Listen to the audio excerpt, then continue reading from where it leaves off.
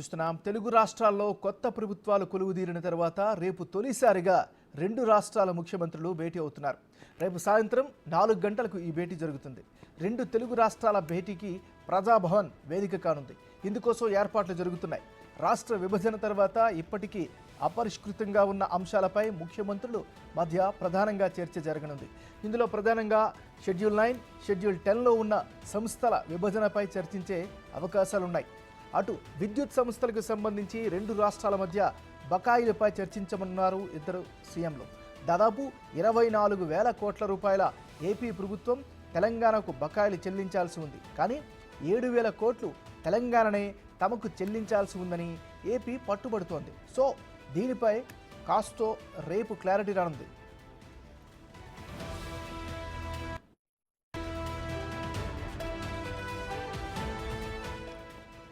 మరోవైపు కొత్త ప్రభుత్వం బాధ్యతలు చేపట్టిన తర్వాత విభజనకి సంబంధించి పెండింగ్లో ఉన్న అంశాలపై ముఖ్యమంత్రి రేవంత్ రెడ్డి ప్రత్యేక దృష్టి సారించారు.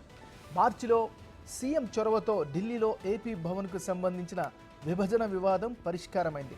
ఇటీవలే మైనింగ్ కార్పొరేషన్కు సంబంధించిన నిధుల పంపిణీకి పడిన చిక్కుముడి కూడా వీడిపోయింది.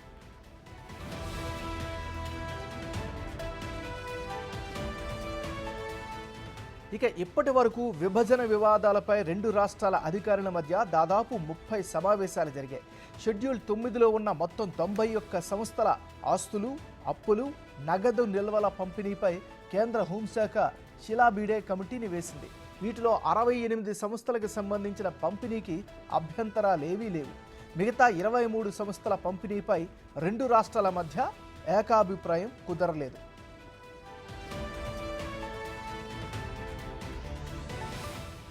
పదో షెడ్యూల్లో ఉన్న 142 సంస్థల్లో Telugu academy, Telugu university, Ambedkar university వంటి 30 సంస్థల పంపిణీపై ఇంకా వివాదాలు కొనసాగుతున్నాయి.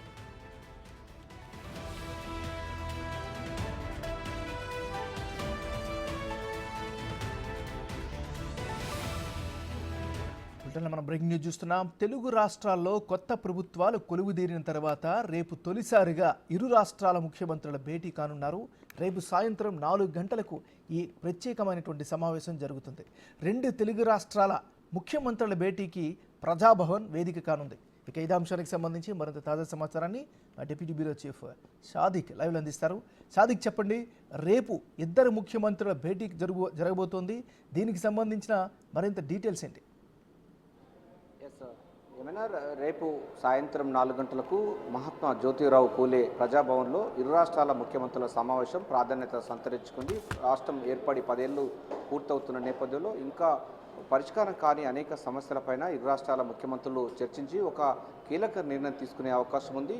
గత ప్రభుత్వాలు కేవలం 30 సార్లు సమావేశం అయినప్పటికీ చాలా సమస్యలు పరిష్కారం కాలేదు. ఇంకా 30 శాఖలకు సంబంధించిన అంశాలు ఇంకా పరిష్కారం కానటువంటి సందర్భం కనబడుతుంది. ప్రధానంగా 9వ షెడ్యూల్, 10వ షెడ్యూల్ కూడా చాలా మట్టుకు చిక్కుముడులు ఉన్నాయి, అనేకమైనటువంటి పీఠముడులు ఉన్నాయి.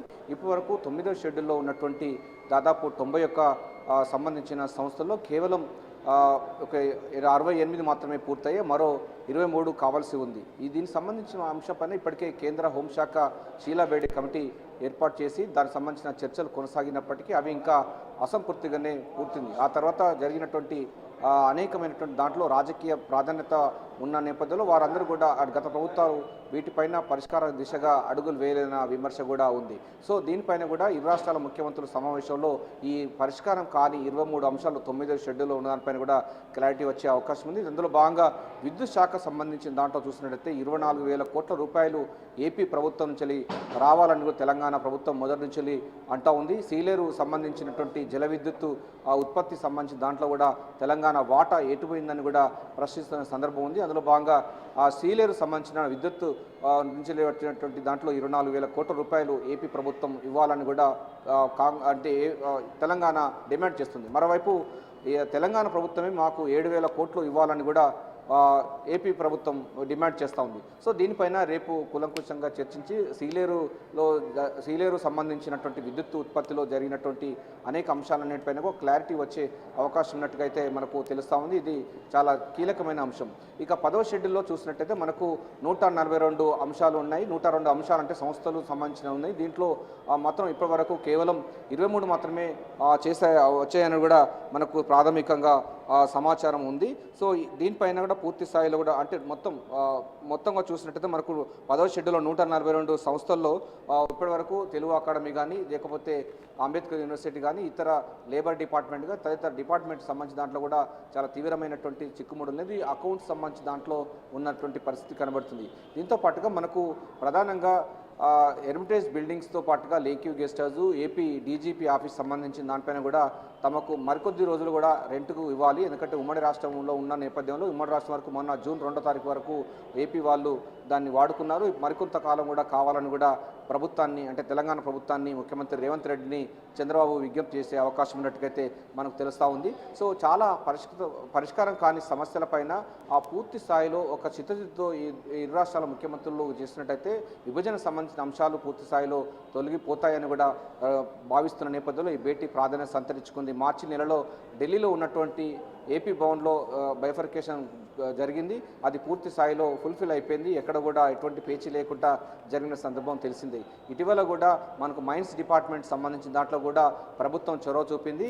రెండు రాష్ట్రాలకు సంబంధించిన ప్రభుత్వాలు ఏర్పడిన తర్వాత జరుగుతున్నటువంటి ఈ యొక్క భేటీ అన్నది రాజకీయంగా ప్రాధాన్యత సంతరించుకుంది. తెలుగు రాష్ట్రాలకు ఇది శుభసూచకమని కూడా రాజకీయ వర్గాలు చెప్తా ఉన్నాయి, పార్టీ వర్గాలు చెప్తున్నాయి. ఎందుకంటే గత ప్రభుత్వాలు రాజకీయ లబ్ధి కోసమే వాళ్ళు మాట్లాడారు తప్ప తెలంగాణ సమాజం గురించి కానీ ఏపీ సమాజం తెలుగువారి సమాజం కోసం మాట్లాడలేదు, వాళ్ళు స్వప్రయోజనాల కోసం మాట్లాడారన్నటువంటి అంశం ఉంది. దీనికి భిన్నంగా ఈరోజు ఇద్దరు అంటే విడిపోయి కలిసి ఉండాలి అన్నటువంటి ఆ నినాదం తెలంగాణ ఉద్యమంలో ఉన్నారు. అది ఇప్పుడు నిరూపించే విధంగా రేవంత్ రెడ్డి సర్కార్ అయితే పావులు కలుపుతుంది ఏమన్నారు. అందులో భాగంగానే ఇరు రాష్ట్రాల ముఖ్యమంత్రులు సమావేశమైన తర్వాత 9-10 షెడ్యూల్లో ఒక కొలిక్కొచ్చే నిర్ణయాలపై నిర్ణయం తీసుకుంటారు. ఆ తర్వాత ఇక మిగతా సంబంధించినటువంటి ఆస్తులు, అప్పులు తదితరైనటువంటి ఆర్టీసీ విభజన, లేబర్ డిపార్ట్మెంటు, అదేవిధంగా తెలుగు అకాడమీ, అంబేద్కర్ యూనివర్సిటీ లాంటి అంశాలు పైన కూడా ఫర్దర్గా మనకు చీఫ్ సెక్రటరీస్తో సమావేశాలు ఉండే అవకాశం ఉంది.